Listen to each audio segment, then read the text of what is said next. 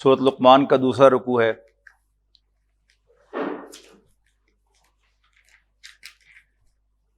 بیسواں پارہ،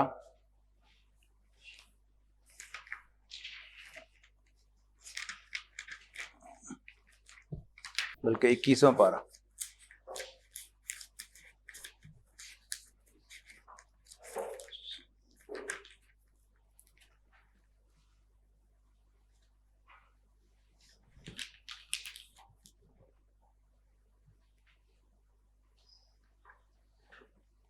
اس قرآن مجید میں صفحہ نمبر 560 ہے، 560۔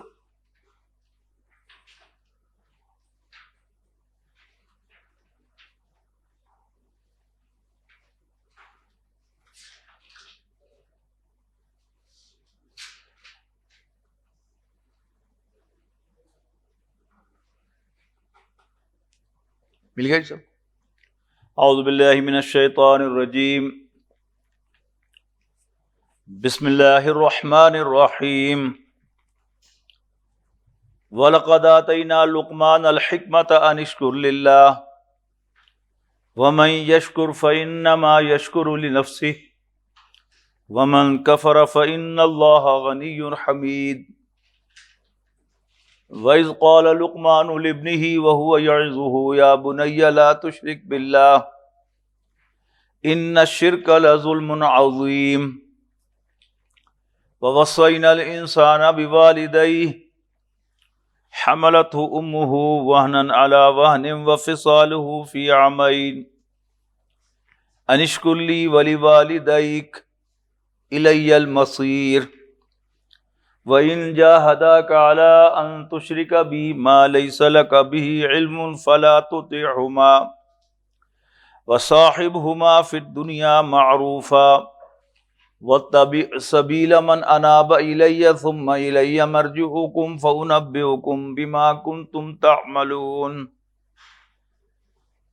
يَا بُنَيَّ إِنَّهَا إِن تَكُ مِثْقَالَ حَبَّةٍ مِّنْ خَرْدَلٍ فَتَكُنْ فِي صَخْرَةٍ أَوْ فِي السَّمَاوَاتِ أَوْ فِي الْأَرْضِ يَأْتِ بِهَا اللَّهُ إِنَّ اللَّهَ لَطِيفٌ خَبِيرٌ۔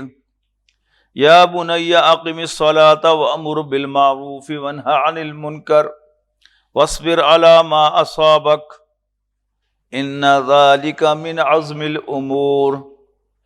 وَلَا تُصَعِّرْ خَدَّكَ لِلنَّاسِ وَلَا تَمْشِ فِي الْأَرْضِ مَرَحًا إِنَّ اللَّهَ لَا يُحِبُّ كُلَّ مُخْتَالٍ فَخُورٍ۔ وَاقْصِدْ فِي مَشْيِكَ وَاغْضُضْ مِنْ صَوْتِكَ إِنَّ أَنكَرَ الْأَصْوَاتِ لَصَوْتُ الْحَمِيرِ۔ وَلَقَدْ آتَيْنَا لُقْمَانَ الْحِكْمَةَ، اور ہم نے لقمان کو حکمت عطا فرمائی۔ حکمت ہا کاف میم سے نکلا ہے، اسی سے حکم بنا ہے، اسی سے حکومت بنا ہے، اسی سے استحکام بنا ہے۔ کسی انسان کی سوچ، فکر اور انڈرسٹینڈنگ کی میچورٹی، اس کو حکمت کہتے ہیں۔ اشفاق احمد صاحب فرماتے ہیں کہ میں نے میٹرک کا امتحان اچھے نمبروں میں پاس کر لیا تو مجھے گورنمنٹ کالج لاہور میں داخلہ مل گیا۔ ہمارے گاؤں کے ایک موچی تھے بزرگ، سب انہیں گاؤں کے لڑکے تایا جی کہہ کر بلاتے تھے عزت کے لیے، بہت سیانے آدمی تھے۔ جب میں لاہور جانے لگا تو میری والدہ نے کہا کہ تعین اسلام کر کے جائیں۔ میں گیا، ان سے دعا لی کہ نہیں میں لاہور پڑھنے جا رہا ہوں، تو انہیں دعا دی مجھے۔ کہتے ہیں کہ 4 مہینے کے بعد جب میں چھٹی آیا واپس، تو اب میرا دماغ خراب ہو چکا تھا، میرے پاس معلومات تھی بہت ساری۔ میری والدہ نے مجھے کہا کہ تعین اسلام کر کے آئے؟ میں نے سنی انسنی کر دی۔ پھر انہوں نے کہا کہ تعین اسلام کر کے آیا؟ میں نے کوئی لفٹ نہیں کرائی۔ بار بار ان کے کہنے پر میں ہاف ہارٹیڈلی، نہ چاہتے ہوئے بھی گیا ان سے ملنے کے لیے، اسلام کرنے کے لیے۔ السلام علیکم تائی۔ میں کہا وعلیکم السلام، جوتا گانٹتے گانٹتے انہوں نے کہا پتر کتنے ہونا ہے؟ کہتے میں نے کہا جی میں گورنمنٹ کا لاج پڑھنا، متکبرانہ انداز میں۔ پتر کی پڑھنا ہے؟ تو کہتے میں نے ہم سے کہا کہ جی ہم نے پڑھا ہے، یعنی علم کا روپ ڈالنے کے لیے معلومات کا، کہ ہم نے پڑھا ہے کہ مکھی کی آنکھ میں کئی لینسز ہوتے ہیں، اس لیے اس کی رینج بہت وائڈ ہے، کہ آپ بیٹھی ہوئی ہو تو یہاں سے بھی آپ جائیں تو وہ پتہ چل جاتا ہے اس کو، فوراً اڑ جاتی ہے۔ تو اس بزرگ نے جوتا گانٹتے گانٹتے کہا پتر کی کریے انہیں شیشے نو جا کے بہندی تو گونتے ہی ہے نا، یہ کیا ہے؟ یہ ہے دانائی۔ تو علم اپنی جگہ پر، لیکن سیاںا ہونا ایک اور چیز ہے، میچورٹی۔ تو انسان کی سوچ، علم، ہر چیز جب میچور ہو جاتی ہے تو حکمت وجود میں آتی ہے۔ سورہ بقرہ میں فرمایا گیا کہ اللہ تعالیٰ جس کو چاہتا ہے حکمت عطا کرتا ہے، وَمَن يُؤْتَ الْحِكْمَةَ فَقَدْ أُوتِيَ خَيْرًا كَثِيرًا، اور جس کو حکمت عطا کر دی گئی، دانائی سے نواز دیا گیا، اس کو تو بہت بڑے خیر سے نواز دیا گیا۔ ہائیسٹ گڈ جو ہے اللہ تعالیٰ کا اس دنیا میں وہ کیا ہے؟ وہ حکمت ہے۔ اچھا، اب حکمت کی جو فرسٹ مینیفیسٹیشن ہے وہ کیا ہے؟ وہ شکر ہے۔ سیاںا آدمی شکر گزار ہوگا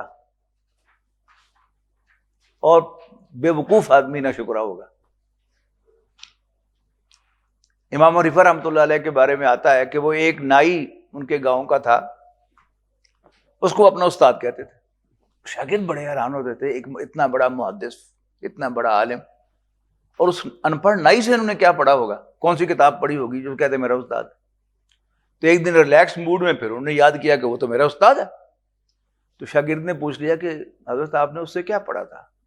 میں نے کہا جب میں چھوٹا تھا، وہ پرانے زمانے میں، بہت پرانا زمانہ تو کیا ہوگا، مجھے بھی یاد ہے کہ حجام جو ہوتا تھا باربر، وہ ایک پیڑھی پہ بیٹھا ہوا ہوتا تھا اور اس کے سامنے ایک بوریا ہوتا تھا بچھا ہوا، اس پر بال کٹوانے والا جا کے بیٹھتا تھا۔ تو وہ کہتا تھا کہ اب ادھر منہ کر لو، اب ادھر منہ کر لو، اب میری طرف منہ کر لو، اب ادھر منہ کر لو، یوں بال کٹتے تھے۔ اب تو ہے نا کہ ہم کرسی پہ جا کے جم کے بیٹھ جاتے ہیں اور باربر ہمارے گرد گھوم رہا ہوتا ہے، تو بال کٹوانے والا اس کے سامنے گھومتا تھا۔ کہتے ہیں کہ فرماتے ہیں کہ میں اس کے سامنے جا کے بیٹھا اور میں نے بائیں طرف اس کے سامنے کر دی۔ انہوں نے کہا نہیں بیٹا، پہلے دائیں طرف سے بال کٹواتے۔ تو اس نے مجھے ایک سبق پڑھایا ہوا، وہ میرا استاد ہے۔ 5ویں پارے کی آخری آیت ہے لَإِن شَكَرْتُمْ لَأَزِيدَنَّكُمْ، یقیناً اگر تم شکر گزاری کی روش اختیار کرو گے، if you are grateful، ہم تمہیں اور دیں گے، وَلَئِن كَفَرْتُمْ إِنَّ عَذَابِي لَشَدِيدٌ، اور یہ بھی یاد رکھنا اگر تم نے ناشکری کی تو پھر میرا عذاب بھی بڑا سخت ہے۔ یعنی حکمت و دانائی ملتی بھی شکر سے ہے، اور اس کا ظہور جو ہے وہ کہاں سے ہوتا ہے کہ انسان شکر گزار ہوتا ہے۔ تو ہم نے لقمان کو حکمت عطا کی، انشکر للہ، کہ اللہ کا شکر ادا کر۔ شکر ہے کیا؟ کسی کا احسان ماننا، ٹھیک ہے نا؟ اور سب سے بڑا احسان اللہ تعالیٰ کا ہے۔ اب پہلے انسان موٹے موٹے احسانات پہچانے گا کہ اس نے مجھے پیدا کیا، اس نے مجھے مسلمان بنایا، اس نے مجھے صحت دی، اب اور آگے آگے جاتا چلے گا، صحت دی، تندرست بنایا، کامل بنایا، ہاتھ پاؤں آنکھیں کان، ٹھیک ہے جی، زبان دل پھیپھڑے دماغ سب سلامت ہے میرے۔ آپ بتائیں کہ آپ سب ماشاءاللہ یہ سب آزاد سلامت ہیں، کتنی دفعہ شکر ادا کیا؟ ٹھیک ہے نا؟ تو یہاں سے شکر ادا کریں، پھر قدم قدم پر ہوگا کہ یا اللہ تیرا شکر ہے کہ یہ سانس مجھے آئی ہے، یا اللہ تیرا شکر ہے کہ میں نے یہ قدم اٹھا لیا ہے، میں ٹھوکر نہیں آئی مجھے۔ تو اللہ تعالیٰ گرانے پہ تو 1 منٹ میں گرا سکتا ہے نا۔ تو شکر جو ہے اس کی، یعنی حکمت ملتی بھی شکر سے ہے، اور جب حکمت مل جاتی ہے تو اس کا ظہور بھی سب سے پہلے شکر ہی کے شکل میں ہوگا۔ تو ہم نے لقمان کو حکمت عطا کی کہ شکر کر اللہ کا، وَمَن يَشْكُرْ فَإِنَّمَا يَشْكُرُ لِنَفْسِهِ، جو کوئی بھی شکر ادا کرتا ہے اپنے ہی فائدے کو، اپنے ہی بھلے کو کرتا ہے، اللہ کا کچھ نہیں بناتا، اور نہیں کرتا تو اللہ کا کچھ نہیں بگاڑتا۔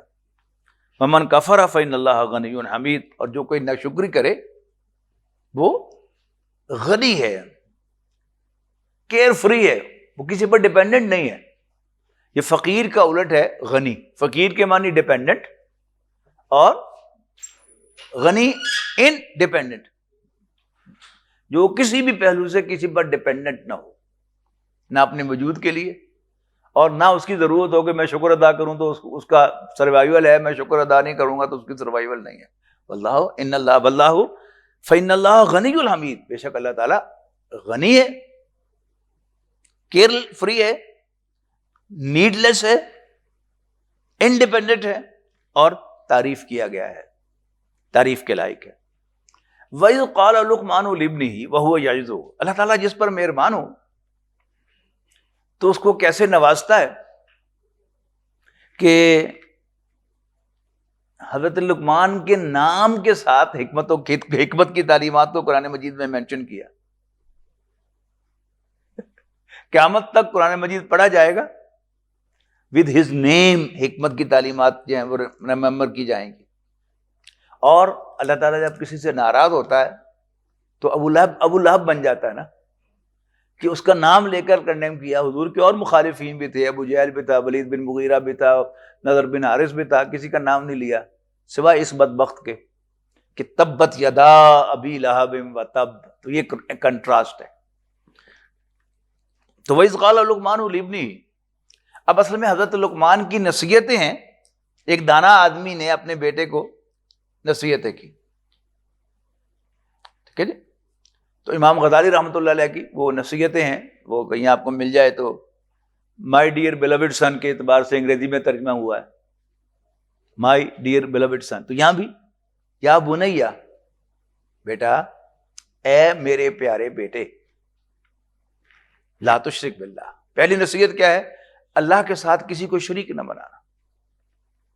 ان الشرک لظلم عظیم، یقیناً شرک کرنا بہت بڑی زیادتی ہے۔ زیادتی کیا ہوتی ہے؟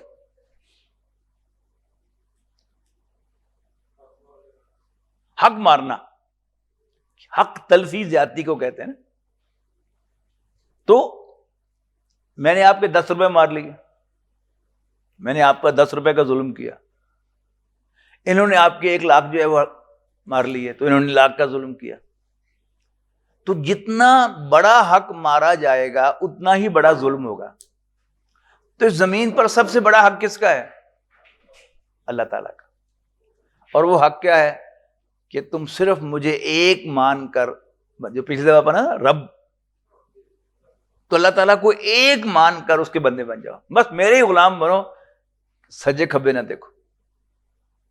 اب جو اللہ تعالیٰ کا یہ حق مارے گا تو سب سے بڑا ظالم ہوا نا۔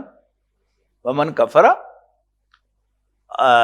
فَإِنَّ لَا تُشْرِكْ بِاللَّهِ إِنَّ الشِّرْكَ لَظُلْمٌ عَظِيمٌ۔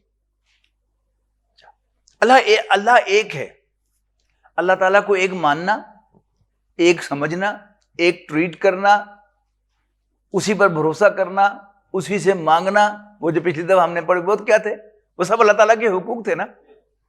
ان میں سے کوئی حق اللہ کا مارنا، وہ یہ کیا ہے؟ یہ شرک ہے۔ اس کو for the sake of understanding ہم اس کو باقاعدہ کلاسیفائی کر لیتے ہیں کہ اللہ تعالیٰ کے ساتھ شرک کن کن پہلوؤں سے ہو سکتا ہے، ٹھیک ہے۔ وقت کی کمی میں ہم ذرا اگر چارٹنگ کر لیں گے تو انشاءاللہ آسانی ہوگی۔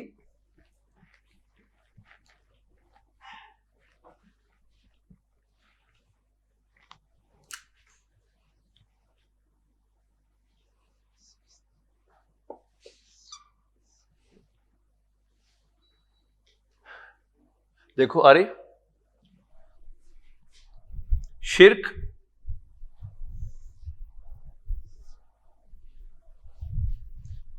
سب سے پہلے ہے شرک فی الذات،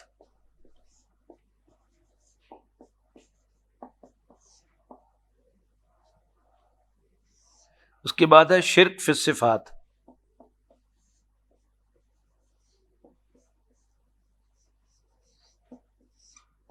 یہ مختلف آتھرز جو ہیں وہ ڈفرینٹ وے سے اس کو کلاسیفائی کرتے ہیں، لیکن ہم اس کو کریں گے تاکہ ذہن میں آپ کے محفوظ ہو جائے بات۔ اور تیسرا ہے شرک فی العبادت، شرک فی الحقوق اور شرک فی العبادت۔ شرک فی الذات کیا ہے؟ اس کو سمجھ لیں کہ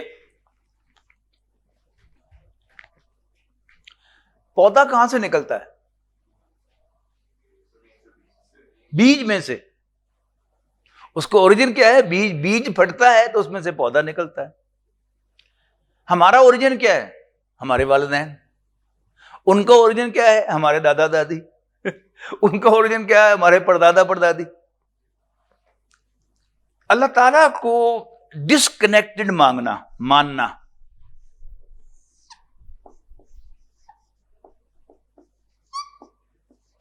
اللہ تعالیٰ نہ وہ کسی سے بنا ہے اور نہ اس سے کچھ بنا ہے. وہ تنہا ہے، اکیلا ہے. نہ اللہ کا وجود کسی اور وجود سے بنا ہے، نہ اللہ تعالیٰ سے کوئی اور وجود بنا ہے. اسے کہتے ہیں توحید فی الذات. ٹھیک ہے. اچھا، اب اس کی مختلف شکلیں ہیں. اگر ہم اس کو علیحدہ کر لیں، توحید فی الذات کو یا شرک فی الذات کو. جی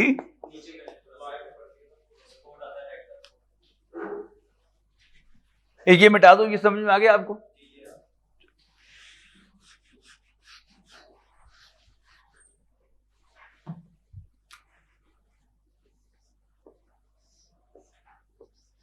شرک فی الذات، اس کی جو شکلیں مختلف رہی ہیں وہ کیا کیا ہیں وہ نوٹ کر لیں. ایک تو یہ سمجھا گیا، فلسفیانہ مذاہب میں یہ سمجھا گیا کہ اللہ تعالیٰ نے اس کائنات کا روپ دھار لیا. اللہ چینج انٹو دس یونیورس. اس کو کہتے ہیں پینتھیزم.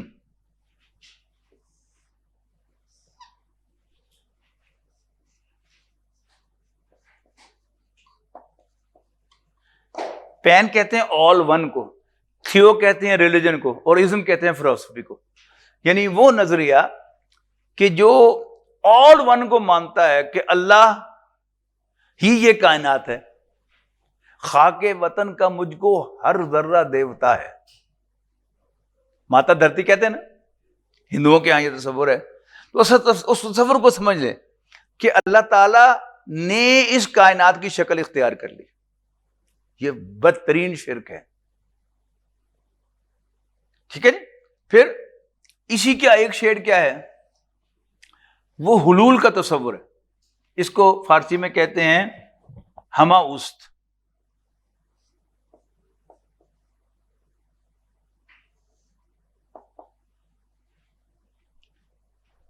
ہما کہتے ہیں سب کو، اور او دیٹ، اوست است، سب کچھ وہی ہے. یعنی یہ پین بھی اللہ ہے، یہ میز بھی اللہ ہے، زمین بھی اللہ ہے، میں بھی اللہ ہوں، خاک بھی اللہ ہے، پہاڑ بھی اللہ ہے. معاذ اللہ کہ اللہ تعالیٰ نے اس کائنات کی شکل اختیار کر لی. دوسرا کیا ہے؟ یہ حلول کا تصور ہے. حلول کیا ہے؟ کہ اللہ بھی قدیم تھا، ہمیشہ سے تھا، مادہ بھی ہمیشہ سے تھا. Matter can neither be created. Law of conservation mass کیا ہے؟ Matter can neither be created, یعنی ہمیشہ سے ہے. مادہ بھی ہمیشہ سے تھا اور خدا بھی ہمیشہ سے تھا. ان دونوں کے مجموعے سے یہ کائنات وجود میں آ گئی. جیسے پانی اور چینی آپ حل کر دیں تو ہر ذرے میں پانی بھی ہوتا ہے اور چینی بھی ہوتی ہے نا ایسے. تو یہ تصور بھی مشرکانہ تصور ہے. جب بھی آپ کسی چیز کو اللہ تعالیٰ کی ذات کے ساتھ ریلیٹڈ قرار دے دیں گے کہ تو شرک ہو جائے گا. پھر جو آسمانی مذاہب ہیں ان میں کیا ہوا؟ اللہ تعالیٰ کے بیٹے اور بیٹیاں تجویز کر دی گئے.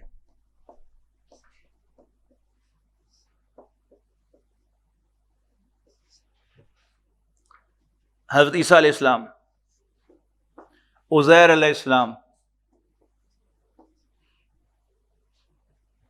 تو یہ سب کیا ہے؟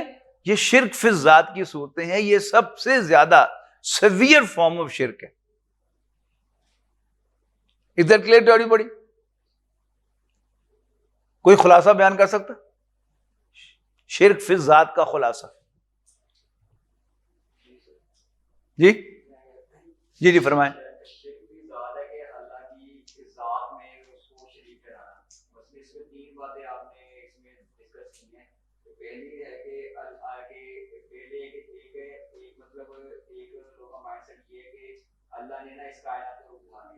نہیں میں ابھی یہ نہیں پوچھ رہا، وہ جو میں نے یہ ڈائیگرام بنائی تھی نا جو مٹا دی ہے، وہ ہے اصل خلاصہ، کہ نہ اللہ تعالیٰ کا وجود کسی سے بنا، نہ اللہ تعالیٰ کے وجود سے کچھ بنا. یہ توحید فی الذات ہے. لم یلد ولم یولد، نہ وہ کسی کا باپ ہے نہ کسی کا بیٹا ہے. اللہ اللہ خیر صلی اللہ. تو وہ باپ بیٹا یہ حیوانی ایک رشتہ ہے، یہی یہ دوسری فارم کے اندر آ گیا. تو یہ سب کیا ہے؟ یہ شرک کی صورتیں ہیں، سب آرام ہے. دوسرا کیا ہے؟ وہ شرک فی صفات ہے. شرک فی صفات میں پرابلم یہ ہے کہ ہم اللہ تعالیٰ کو اس کی صفات سے پہچانتے ہیں، اور صفات کے لیے الفاظ کون سے استعمال کرتے ہیں؟ انسانی زبان کے الفاظ. کیا مطلب؟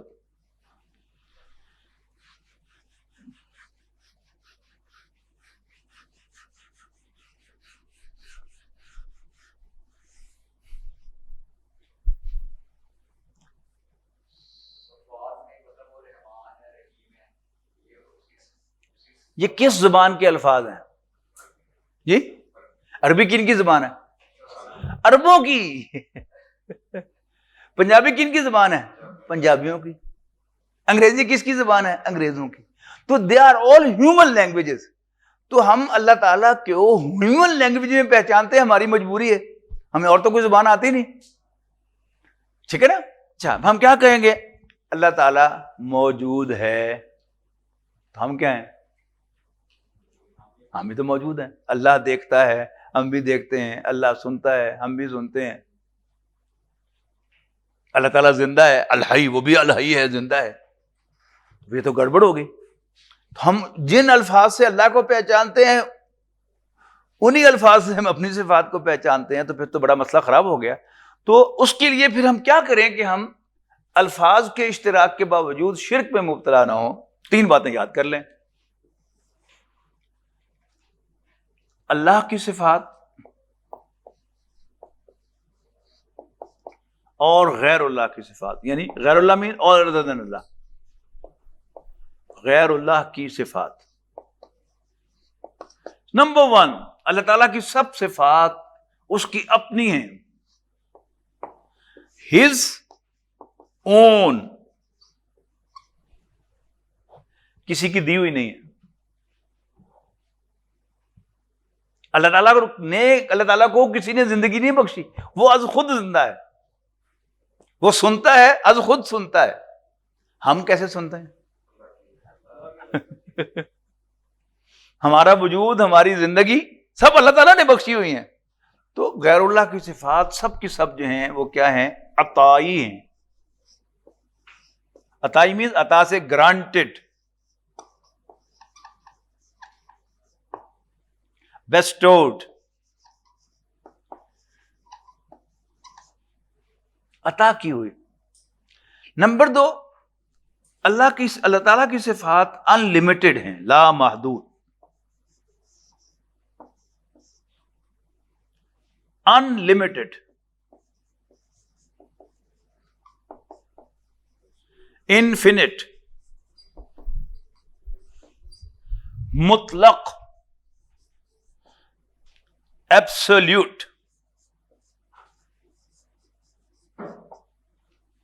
جبکہ اس کے مقابلے میں اللہ تعالیٰ کی صفات، غیر اللہ کی صفات محدود ہوتی ہیں، یعنی لمیٹڈ ہوتی ہیں.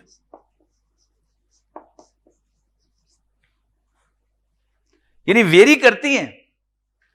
چونٹی کی سونگھنے کی حس بہت تیز ہے، عقاب کی دیکھنے کی صلاحیت بہت تیز ہے. ٹھیک ہے نا؟ نہیں کم و بیش ہیں، لیکن ایبسولوٹ کسی کی بھی نہیں ہے. چونٹی کے سونگھنے کی بھی کوئی حد ہے، اور عقاب کے دیکھنے کی بھی کوئی حد ہے. قرآن مجید میں ہے کہ فوق کل ذی علم علیم، ہر جاننے والے پر ایک اور جاننے والا بھی ہے، لیکن ایبسولوٹلی جاننے والا اللہ کے سوا اور کوئی نہیں. ٹھیک؟ تو اللہ تعالیٰ کی صفات لامحدود اور مطلق، ان لمیٹڈ، انفینٹ اور ایبسولوٹ. غیر اللہ کی لمیٹڈ اور اعتباری. اعتباری مشکل لفظ ہے ذرا، ریلیٹو، ایبسولوٹ کے مقابلے میں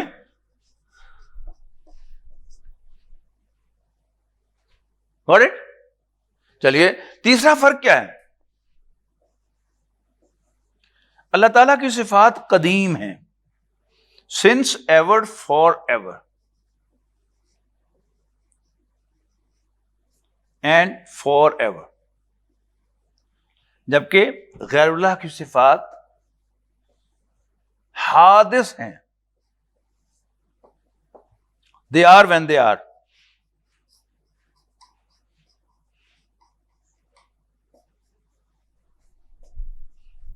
جب ہیں سو ہیں، میں دیکھتا ہوں، اس بات کا ثبوت نہیں ہے کہ میں کل بھی دیکھتا تھا اور کل بھی دیکھوں گا۔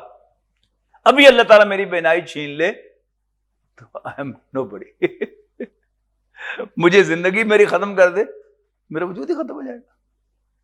تو اگر یہ تین باتیں ملحوظ رہیں تو الفاظ کے اشتراک کے باوجود ہم شرک میں مبتلا نہیں ہوں گے۔ اب آئیے شرک فی العبادت کی طرف۔ شرک فی الحقوق، میں نے آپ کو بتا دیا کہ اللہ تعالیٰ کا ایک ہی حق ہے، اور وہ کیا ہے؟ تم میرے بندے بن جاؤ۔ تو شرک فی الحقوق کے لیے عنوان کیا ہو گیا؟ شرک فی العبادت، اللہ تعالیٰ کی بندگی میں، اس کے حق بندگی میں کسی کو شریک نہ بنانا۔ اب اللہ تعالیٰ کا حق بندگی کیا ہے؟ اس کے بھی تین ہیڈنگ آپ بنا لیں۔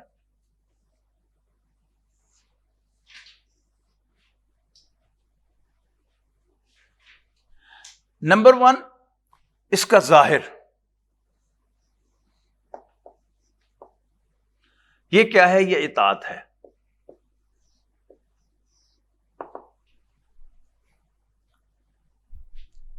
خالق کی نافرمانی، خالق کی نافرمانی کرتے ہوئے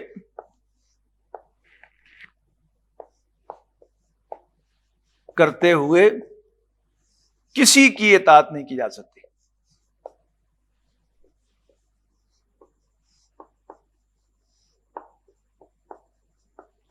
استاد، باس، ٹیچر، نوبڈی۔ اللہ تعالیٰ نے چوائس دیا ہے، یوں کر لو، یوں کر لو، یوں کر لو۔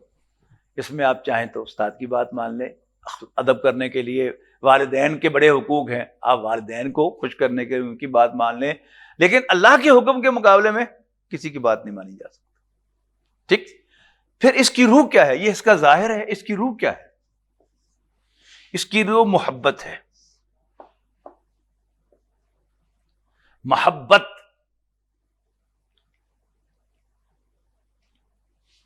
حقیقی محبت صرف اللہ کے لیے۔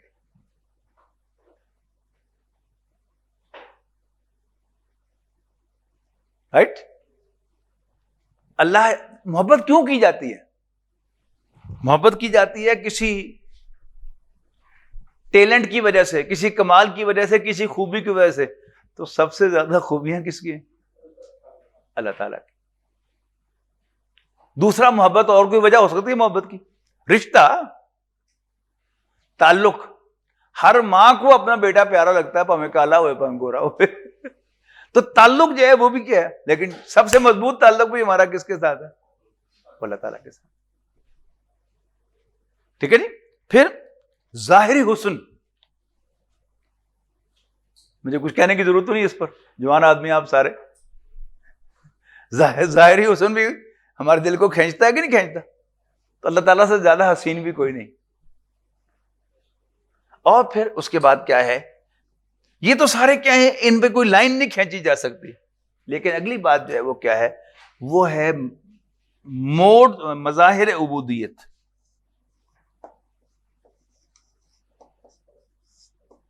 Modes of worship.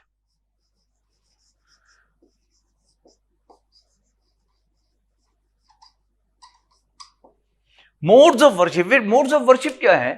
کہ ہمیشہ سے فار سینچریز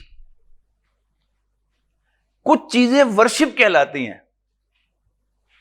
سجدہ کرنا، رکوع کرنا،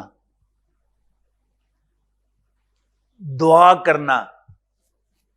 یعنی ایک ہے آپ میرے سامنے بیٹھے ہیں، یہ میرا مارکر ڈٹ گیا، میں کہوں گا یہ پکڑانا میرا مارکر ذرا۔ یہ کیا ہے؟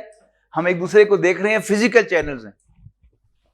لیکن مجھے یقین ہے کہ ہر جگہ فرشتے بھی پھر رہے ہیں، ہمارا ایمان ہے نا، لیکن میں کسی فرشتے کو نہیں پکار سکتا. ہمارا ایمان ہے کہ اللہ تعالیٰ نے رزق کی تقسیم پر حضرت میکائیل کو مقرر کیا ہے، ان کے ماتحت فرشتے ہیں، بادلوں کو وہی کھینچ کے لاتے ہیں، بارشیں وہی برساتے ہیں، پودوں کو وہی اگاتے ہیں. لیکن آئی ایم ناٹ الاؤڈ کہ میں کو میکائیل می وسا دے. میں اللہ تعالیٰ ہی سے کہوں گا، وہ آگے میکائیل کو حکم دے آپ پہ برساوے، میکائیل کی رزق ہے، it's not of my business. تو فزیکل چینلز میں تو میں کسی کو پکار سکتا ہوں، ہیلپ لے سکتا ہوں، لیکن میٹا فزیکل انویزیبل چینلز میں اللہ کے سوا کسی کو نہیں پکار سکتا. تو مظاہر عبودیت میں بھی 3 نوٹ کر لیں. دیکھیے 2 ہیں، ایک ہے انسان کا سر، اس میں ہے دماغ. تو آپ دماغ کی سروسز کسی کو لینڈ کر سکتے ہیں، سروسز رینڈر کر سکتے ہیں، بیچ سکتے ہیں. لہذا آپ ادب سے سر جھکا سکتے ہیں، لیکن دل کسی کو نہیں دے سکتے. دل کسی کو نہیں دے سکتے. ہول ہارٹیڈنیس صرف اللہ کے لیے. سورۃ اخلاص کس کے لیے؟ اللہ کے لیے. تو ہم مخلص کس کے لیے ہو جاتے ہیں خط لکھتے ہوئے؟ دوست کے لیے. آپ کا مخلص ایبسولوٹلی رانگ. اخلاص تو صرف اللہ کے لیے ہے. اخلاص کہتے ہیں خالص ہو جانا 100%. اور خالص کا لیبل صرف اسی پر لگ سکتا ہے جو 100% خالص ہو. اگر 1%, 0.1% بھی امپیورٹی ہو تو you can not name it خالص. ضمنی بات، بچپن میں اسکول میں ہم نے یہی پڑھا تھا کہ دوست کو لکھنا ہو تو آپ کا مخلص، ہیڈ ماسٹر صاحب کو درخواست دینی ہو تو آپ کا تابع فرمان، آپ کا تابع دار. ٹھیک ہے نا؟ لیکن ایک ڈاکٹر صاحب نے غالباً میری طرف رکا لکھا یا کسی اور کی طرف رکا لکھا ہوتے تھے یہاں جھال پر، تو انہوں نے اس پہ اینڈ پہ لکھا یورز بردرلی. مجھے بڑا مزہ آیا. اب پھر میں نے through out student life B D S کے دوران بھی پرنسپل صاحب کو، ایم ایس صاحب کو جتنی بھی درخواستیں لکھی ہیں نا، تو اسٹوڈنٹ لائف میں یور اسٹوڈنٹ ہی لکھا میں نے، اور ہاؤس جاب کے دوران یور سبارڈینیٹلی. اللہ خیر صلی اللہ، کسی مجھے کالج سے نکالا نہیں ہے. لیکن as long as I had the clear understanding کہ میری ایبسولوٹ اوبیڈینس صرف اللہ کے لیے، پرنسپل صاحب کے لیے بھی نہیں ہے، ایم ایس صاحب کے لیے بھی نہیں ہے. عمل کیا، اس پر بڑا مزہ آیا. تو ہول ہارٹ، یہ دل کسی کے سامنے نہیں جھکایا جا سکتا. لہذا سر جھکانے کی تو اجازت ہے، لیکن یہ دھڑ دھکانے کی اجازت ہے. غیر اللہ کے سامنے دھڑ جھکانا، یہ کیا؟ یہ شرک.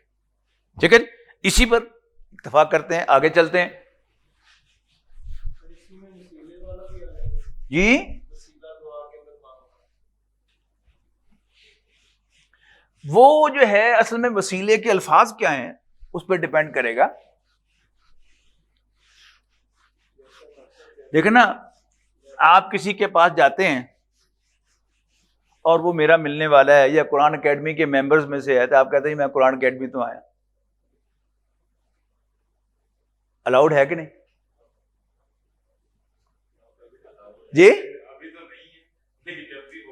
نہیں دیکھیں نا، جب آپ جا کے بتائیں گے آپ قرآن اکیڈمی سے آئے ہیں اور وہ بھی قرآن اکیڈمی سے ریلیٹڈ ہے، وہ آپ کو لازماً کوئی نہ کوئی ریگارڈ کرے گا. تو اللہ تعالیٰ سے مانگتے ہوئے یہ کہنا کہ یا اللہ میں بھی تیرے پیارے نبی کا بندہ، نبی کا امتی ہوں، تو یہ ریفرنس بالکل جائز ہے.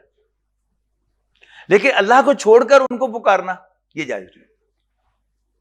کلیئر ہو گیا یہ مسئلہ؟ ٹھیک ہے جی، اب آگے چلیں. اب کیا ہے کہ حضرت لقمان نے بیٹے کو نصیحتیں کی، شرک نہ کرنا، اور تمہارا چھوٹے سے چھوٹا عمل بھی ریکارڈ ہو رہا ہے، اللہ تعالیٰ قیامت کے دن اس کو لے آئے گا، وغیرہ وغیرہ. لیکن یہ شرافت ہوتی ہے نا انسان کی اپنی، وہ شرافت کیا تقاضا کرتی ہے کہ آپ بیٹے سے بھی نہ کہیں کہ بھائی میرا ادب کیا کرو، آکورڈ ہے نا؟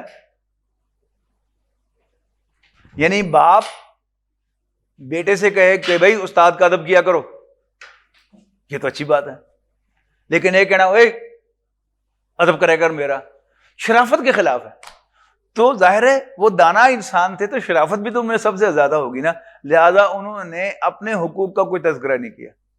اللہ تعالیٰ نے مضمون کو مکمل کیا، 2 آیات شامل کی والدین کے حقوق کے بارے میں، وَوَصَّيْنَا الْإِنسَانَ بِوَالِدَيْهِ، اور ہم نے انسان کو وصیت کیا اس کے والدین کے بارے میں، خاص طور پر اس کی ماں کے حملتہ امہ وہنا علی وہن وفصالہ فی عامین، خاص طور پر اس کی ماں کے بارے میں کہ اس نے اس کو کمزوری پر کمزوری برداشت کیے ہوئے اٹھائے رکھا، اور اس کا دودھ چھڑانا ہے 2 سال کے عرصے میں۔ ایک بچہ 8 پاؤنڈ کا 7 پاؤنڈ کا پیدا ہوتا ہے، وہ کہاں سے بنتا ہے؟ ماں کے خون سے بنتا ہے، اور جو دودھ پیتا ہے بچہ وہ کہاں سے نکلتا ہے؟ وہ ماں کے خون سے بنتا ہے۔ تو ماں نے بچے کی پروڈکشن میں باپ سے زیادہ کیونکہ کنٹریبیوٹ کیا ہے، لہذا اس کا خاص طور پر وصیت کیا کی ہے، انشکر لی ولیوالدیک۔ یہ درمیان میں ایڈجیکٹو کلوز ہے کہ حملتہ امہ وہنا علی وہن، جو پرنسپل کلوز ہے وہ کیا ہے؟ ووصینا الانسان بوالدیہ انشکر لی ولیوالدیک، کہ ہم نے انسان کو اس کے والدین کے بارے میں وصیت کی ہے کہ شکر کر میرا اور شکر کر اپنے والدین کا۔ الی المصیر، تم نے آنا آخر میری ہی طرف ہے۔ وَإِن جَاهَدَاكَ عَلَىٰ أَن تُشْرِكَ بِي مَا لَيْسَ لَكَ بِهِ عِلْمٌ فَلَا تُطِعْهُمَا، اور اگر وہ تو دونوں تمہیں فورس کریں کہ تم میرے ساتھ کسی کو شریک بناؤ، جو بھی ہم نے پڑھا ہے، فَلَا تُطِعْهُمَا، پھر ان کا کہنا نہ ماننا۔ وہی بات ہم نے کہی نا کہ خالق کی نافرمانی کرتے ہوئے مخلوق کی اطاعت نہیں ہو سکتی۔ فَلَا تُطِعْهُمَا، لیکن لیکن لیکن وَصَاحِبْهُمَا فِي الدُّنْيَا مَعْرُوفًا، انہیں دنیا میں معقول طریقے سے کمپنی دیے رکھو۔ اس لیے کہ ماں باپ مشرک ہیں اور وہ شرک کرنے کا کہتا ہے، وہ کہنا تو نہیں مانیں گے ہم، لیکن پھر بھی والدین کو چھوڑ کر نہیں ہم جا سکتے۔ وَصَاحِبْهُمَا فِي الدُّنْيَا مَعْرُوفًا، اور ان کو مصاحبت دو، ان کو کمپنی دیے رکھو معقول طریقے سے، اچھے طریقے سے اس دنیا میں، اور وہ سارے کچھ لوٹاؤ ان کو۔ جب تم چھوٹے تھے، کمزور تھے، تو انہوں نے تمہیں کھلایا تھا، پلایا تھا، اسپون فیڈ کیا تھا، اٹھایا تھا، کروٹیں بدلی تھیں، اور ماں ڈکار بھی دیتی ہے۔ دیکھا ہوگا آپ نے اپنی والدہ کو یا کسی گھر میں بڑی بہن کو، بھابھی کو، کہ بچے کو دودھ پلا کر باقاعدہ یوں کر کے پلا کے بچہ ڈکار لیتا ہے، پھر اس کو لٹاتی ہیں۔ جب تم چل نہیں سکتے تو اٹھایا تھا، کھا نہیں سکتے تھے تو کھلایا تھا۔ اب اگر وہ پہنچ جائیں اس حال کو کہ کھا نہ سکے تو کھلاؤ، پی نہ سکے تو پلاؤ، موو نہ کر سکے تو موو کرو، چل پھر نہ سکے تو سہارا دو اور اٹھاؤ، یہاں تک کہ اپنی حاجات سے فارغ نہ ہو سکے تو تمہیں ان کی طہارت بھی کرانی پڑے تو کراؤ۔ ظاہر والد کی آپ خود کرائیں گے، والدہ کی آپ کے بہاف پر آپ کی بیوی کرے گی۔ تو وَصَاحِبْهُمَا فِي الدُّنْيَا مَعْرُوفًا وَاتَّبِعْ سَبِيلَ مَنْ أَنَابَ إِلَيَّ، والدین کی پیروی نہیں ہے، پیروی کس کی ہے؟ پیروی کرو اس کی، نہ اللہ کی نہیں، پیروی کرو اس کی جو میری طرف رجوع کرتا ہے۔ کیوں؟ ثُمَّ إِلَيَّ مَرْجِعُكُمْ ثُمَّ فَأُنَبِّئُكُم بِمَا كُنتُمْ تَعْمَلُونَ، اس لیے کہ تمہیں میری ہی طرف لوٹ کر آنا ہے، پھر میں تمہیں جتلاؤں گا کہ تم کیا کچھ کرتے رہے ہو۔ پھر اگلی نصیحت، یا بنیا، بیٹا، انہا ان تک مثقال حبۃ من خردل، یقیناً وہ یعنی تمہارا کوئی عمل چھوٹے سے چھوٹا، خواہ وہ رائی کے دانے کے برابر ہو، اور تم نے کہیں پہاڑ میں چھپ کر کیا ہو، آسمانوں پر جا کر کیا ہو، ٹھیک ہے نا، سیٹلائٹ میں جا کے چاند پر جا کے کیا ہو، کیا کہیں زمین کی تہ میں جا کے کیا ہو، یاتی بہ اللہ، اللہ اس کو لے آئے گا، اس کا یقین رکھنا۔ ان اللہ لطیف خبیر، بے شک اللہ تعالیٰ، 2 ترجمے لطیف کے، باریک بین بھی اور لطف و کرم والا مہربان بھی۔ اللہ تعالیٰ وہ خبر تو ساری ہے لیکن وہ لطیف ہے، لطف و کرم والا ہے، تمہارا لحاظ کر رہا ہے، یا وہ بڑا ہی باریک بین اور ہر چیز سے خبردار۔ پھر یا بنیا، بیٹا، اقم الصلاۃ، نماز قائم کر۔ نماز کیا ہے؟ اللہ کی طرف بڑھنا ریگولر بیسس پر، کیونکہ وہ نبی تو تھے نہیں، کوئی ریگولر باقاعدہ نماز نہیں، لیکن کوئی ایسا ریگولر پروگرام کہ میں نے اس وقت بار اتنی دفعہ دن میں اللہ کو باقاعدہ ہر کام چھوڑ کے یاد کرنا ہے. یہ صلاۃ، اقیم الصلاۃ، نماز قائم کر، وامر بالمعروف ونہی عن المنکر، اور بھلائی کا حکم دے اور برائی سے روک. ان ذالک من عزم الامور. اب وہ جو تواصی بالحق تھا نا سورۃ العصر کا، اب وہ یہاں آ گیا، بھلائی کا حکم دے برائی سے روک، اور پھر اس پر ثابت قدم رہے. واصبر علی ما اصابک، پھر جو بھی بیتے اس پر ثابت قدم رہنا. ان ذالک من عزم الامور. اس کے بعد پھر ولا تصعر خدک للناس، تکبر نہ ہو، لوگوں کے سامنے اپنے گال نہ پھلانا. یہ کیا ہے؟ یہ تکبر کی نشانی ہے. ہاتھ کھول کر چلنا، جتنا جسم اللہ نے آپ کو دیا ہے اتنا ہی ہاتھ پھیلاؤ، اتنا ہی منہ پھیلاؤ. اس سے کوئی میں بڑا بن جاؤں گا؟ ہاتھ یوں کر کے چلوں گا تو میں بڑا ہو جاؤں گا؟ نو. ولا تصعر خدک للناس، اپنے گال لوگوں کے لیے نہ پھلا. ولا تمشی فی الارض مرحا، اور زمین پر اکڑ کر نہ چل. ان اللہ لا یحب کل مختال فخور، بے شک اللہ تعالیٰ کسی بھی شیخی خورے اور اکڑنے والے کو پسند نہیں فرماتا. اور آخری فنیشنگ ٹچ ہے ولا وقصد فی مشیک واغضض من صوتک، اپنی چال میں میانہ روی اختیار کر اور اپنی آواز کو پست رکھ. یعنی انڈیو چیخ چیخ کے بولنا نہیں. بس 4 آدمی بیٹھے ہیں تو ان 4 آدمیوں کو تمہاری بات سمجھ میں آئے، 20 آدمی ہیں تو 20 کو سمجھ آئے، اور بڑا مجمع ہے اور لاؤڈ سپیکر بھی نہیں ہے تو بے شک آپ پورا زور لگا کے بولے. نبی اکرم صلی اللہ علیہ وسلم سے ثابت ہوتا ہے کہ آپ جب خطاب فرماتے تھے کیسے معلوم ہوتا تھا جیسے کسی لشکر کو موو کرنے کا حکم دے رہے ہیں. آپ کا چہرہ سرخ ہو جاتا تھا. نارملی وقصد فی مشیک واغضض من صوتک، اپنی آواز کو پست رکھ. ان انکر الاصوات لصوت الحمیر، یقیناً سب سے مکروہ آواز، ناپسندیدہ آواز گدھے کی آواز ہے تو بہت اونچی. لیکن آپ نے کبھی کوئی شخص دیکھا جس کو گدھے کی آواز اچھی لگتی ہے؟ تو کیپ ان مائنڈ کہ اونچی آواز کرنے سے تم کوئی اٹریکٹیو نہیں بن جاؤ گے، برے ہی لگو گے. لہذا try to look and behave reasonably. آخر دعوانا الحمدللہ رب العالمین. بہت شکریہ.